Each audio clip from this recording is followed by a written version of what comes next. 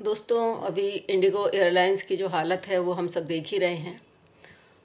और उससे एक बात तो क्लियर समझ में आ रही है कि उड़ान जो है सिर्फ विमानों की ही रद्द नहीं होती है, उम्मीदों की भी रद्द होती है।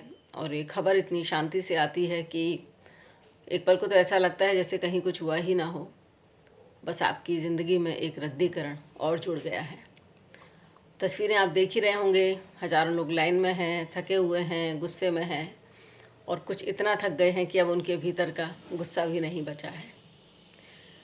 इंडिगो कहती है कि ऑपरेशनल इशू है, लेकिन यह शब्द इतना निर्जीव लगता है कि यह किसी भी दर्द से आपका रिश्ता नहीं जोड़ता।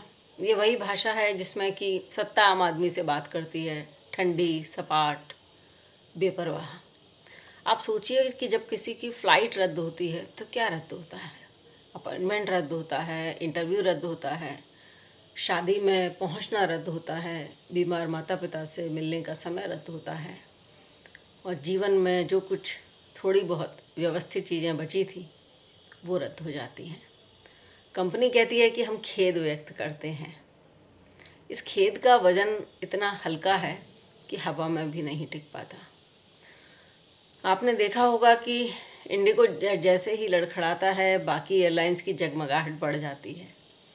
उनके टिकट इतने ऊपर चले जाते हैं कि आप आसमान नहीं खरीद रहे होते हैं, बल्कि अपनी मजबूरी की ऊंचाई नाप रहे होते हैं। वे कहते नहीं, लेकिन मानकर चलते हैं कि जनता को लूटने का यह सबसे अच्छा समय है, क्योंकि जनता फंसी हुई है, बेबस है, और उसे उड़ना ही है।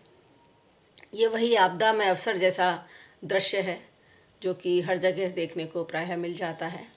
फ़र्क इतना है कि इस बार नेता नहीं है, कॉरपोरेट है, और जनता एक डेटा है जिसको कि दबाया, जिसको निचोड़ा और एक्सेल शीट में दर्ज किया जा सकता है। नोटिस जारी हो गया है, बहुत अच्छी बात है, लेकिन ये नोटिस हर समय जारी होता है। एक लंबे अरसे से हम लोग देखते आ रहे हैं, दशकों से देखते आ रहे हैं। ये नोटिस बेरोज़गारी के आंकड़ों पर होता है, ये नोटिस महंगाई पर होता है। नोटिस दरअसल एक भाषा है जिसमें कहा जाता है, या जिसके माध्यम से कहा जाता है कि हम आपके दुख को स्वीकार करते हैं, यानी हम मानते हैं कि आप दुखी हैं, लेकिन उसमें सुधार होगा, इस बात की उम्मीद हमसे मत कीजिए। नोटिस का ये अर्थ भी है कि कुछ दिन तक न्यूज़ चैनलों पर बहस चलेगी, ग्राफिक्स बनेंगे, एंकर चिल्लाएंगे, और फिर एक नई घटना आएगी जो कि इस पुरानी घटना को ढक देगी, और अगला ऑपरेशनल इशू प्लान हो जाएगा। अब सोचने की बात यह है कि इन रद्द उड़ानों से सबसे बड़ा नुकसान किसका हुआ? एयरलाइंस तो बाद में अपना रोना रोएगी ही, लेकिन सबसे पहले हम हमारी बात करते हैं कि उन लोगों का सबसे ज़्यादा नुकसान हुआ है जो इस समय एयरपोर्ट पर बेबस खड़े हुए हैं।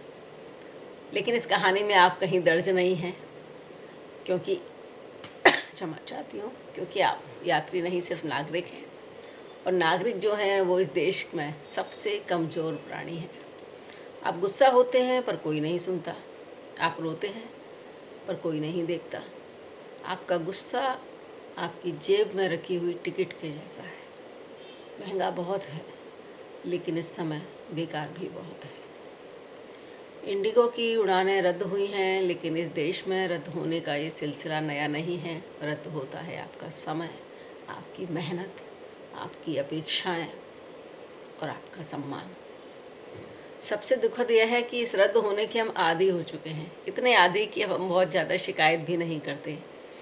बस एक गहरी सांस लेते हैं और कहते हैं कि शुक्र है देश की हालत पर कोई बहस नहीं हुई, सिर्फ मेरी उड़ान ही तो गई है, देश तो उड़ ही रहा है।